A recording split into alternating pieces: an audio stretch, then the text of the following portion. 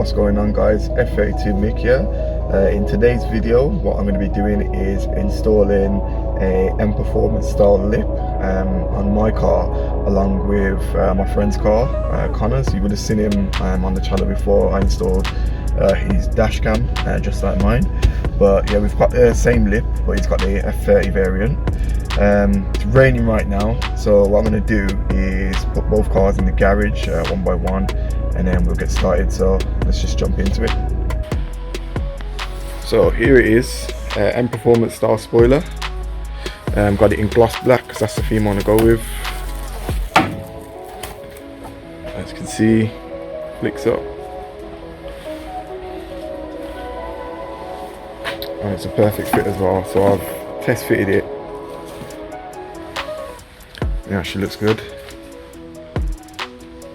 I'm obviously just going to get this on now, so just need to get the double-sided tape and heat that up, and then I'll be able to bang it on. So I'm just going to show you guys now.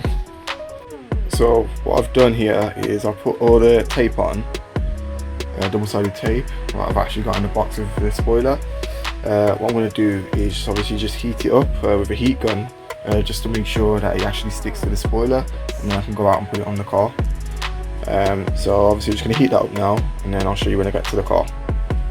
So I've actually put the spoiler on my car.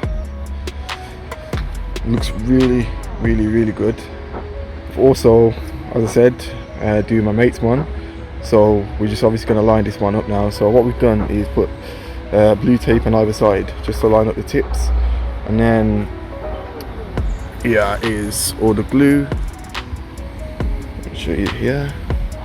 That's all the glue here. So then we're obviously just going to stick it on, and then I'll show you guys the end product.